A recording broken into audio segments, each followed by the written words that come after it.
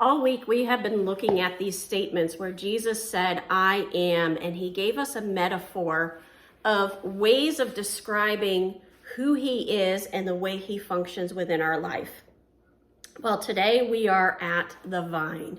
Jesus said, I am the true vine, and my Father is the vine dresser. I'm in John 15:1. Now, a few days ago, we talked about the fact that he was the door and the good shepherd, and we talked about how in that society, back in that time, it was very common for people to be a shepherd. Most people either were a shepherd at some point in their life or knew somebody who was a shepherd. Another very common occupation was to own a vineyard or take care of vines, take care of grapes. Wine was a very large market. In fact, that was the majority of what they drank because the water wasn't necessarily safe. And so this analogy is something that would ring very clearly with those Jewish people that were listening to Jesus as he said this. So in John 15:1, he says, I am the true vine. My Father is the vine dresser. Now, when I went to the Cultural Study Bible, I found something very interesting. It's very frequent that in the Old Testament, God's people showed up as a vine or a vineyard. And Jesus is using this image in a much more intimate, personal, deeper way than what they were used to. They frequently grew vines. Many people specialized in growing vines. Vines are very difficult to take care of. So who is taking care of Jesus? It's the Father. The Father is the vine dresser. He's the one that's cultivating and nurturing, and Jesus is that true vine. Now, we're going to see how this applies to us in a very tangible way. We're going to be looking at this again in a couple of weeks. Every branch in me that does not bear fruit, he takes away, and every branch that does bear fruit, he prunes, that it may bear more fruit. So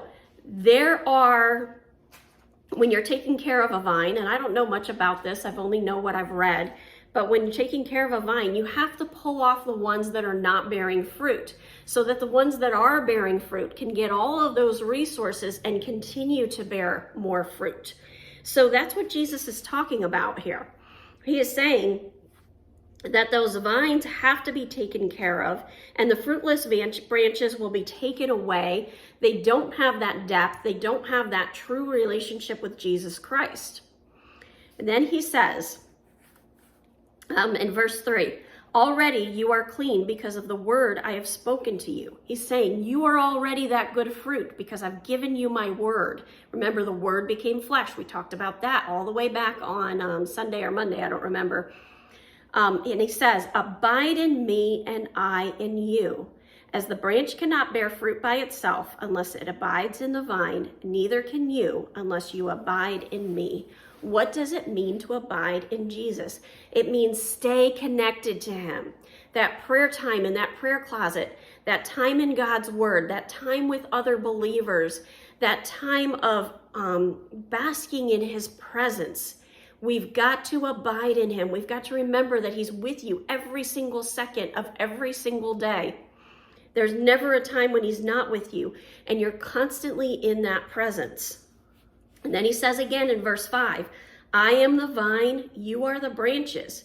Whoever abides in me and I in him, he it is that bears much fruit. For apart from me, you can do nothing. We are not able to operate in our spiritual gifts and have a tangible impact on God's kingdom if we are apart from Jesus and just trying to do it on our own and make a name for ourselves. It's going to squash. It's going to fall apart. It's not going to come together if you're trying to do it by yourself. But when you do it through Jesus's power, Jesus's majesty, Jesus's authority, you are equipped for everything he calls you to do. And he's going to call you to do some things that just scare you beyond recognition. But you've got to remember, the power doesn't come from you. It all comes from Jesus. And that's what happens when we abide in him. We'll be talking more about this in a couple of weeks. Today is Friday, so I'm going to remind you there's no video tomorrow. I will be back with you on Sunday. Have a wonderful day. God bless, and keep walking the walk.